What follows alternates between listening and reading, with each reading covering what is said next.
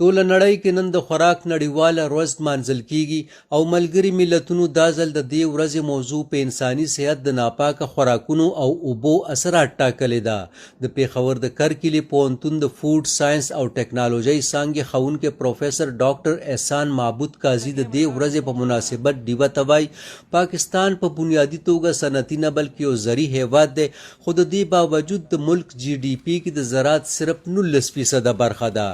وایي وخت راغلی دی چې موږ هم اوس د خوراک په خوندي ساتلو یا حفاظت څېړنې وکړو او د انګریزي ژبې ټکو فوډ سیفټي او فوډ سیکیورټي دواړو ته متوجه شو.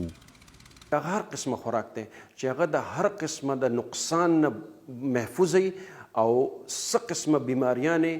کنزیومر ته ونه رسوي، دا موږ دې ته سیفټي وایو. خو سیکیورټي دا دی چې دا په یو ملک یا په یو ځای کې چې څونه خلک اوسیږي چې د هغې ټولو هغې خوراک ته رسد ورته یي، هغې یوازې چې ملاویږي ورته نه چې هغه اخیستی هم شي، یوازې اخیستل نه دي چې افورډ کولی چې موږ څه کنه پیسې یا چې هغه څونه ګټي چې هغه بیا هغه یوټیلایز کولی هم شي.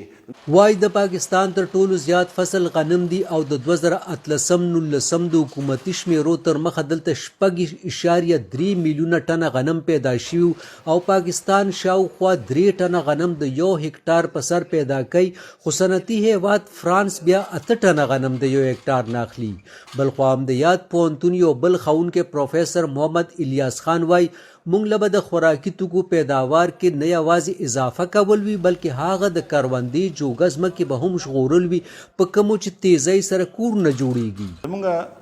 آبادي ورځ په ورځ زیاتیږي او زمونږ ځمکه هم هغه ده او که تاسو چې وګورئ نو بله بدقسمتي دا ده چې هاوسنګ سوسایټیز په ډېرو ښکلو ښکلو ځمکو باندې چې کوم د زراعت لپاره دي په هغې باندې هاوسنګ سوسایټیز کېږي او هغې سره دومره ځمکه برباده شي چې موږ له پکار چې موږ دې خبرې ته غور وکړو موږ په دې باندې پابندي کېږو. وایي د دې لپاره باقاعده قانونسازي پکار وي ځکه چې دا وخت د آبادۍ د 15 نه تر 20% پورې خلک د غذایت د کمی ښکار دي چې زیاتره کم عمره ماشومان او زنانه دي. او ډاکټر احسان وایي د خوراک د خوندي کولو 3 مهم فریقه دي خو پاکستان کې د 3 واړو ترمنځ اړیکې کمزوري دي. زمیندار پیدا کوي انډسټریز مختلف خوراک دي جوړوي، بل دې زموږ استادان د موږ چې یو فیکلټي یونیورسټیانې او دریم سټیک هولډر چې دی حکومت دی،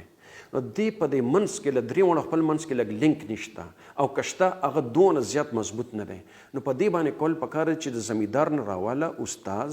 فیکلټي یونیورسټي ریسرچ سنټر او حکومت دا لږ صحیح توګه باندې دوی چې څه کار وکړي روان دی، خو هغه شانتې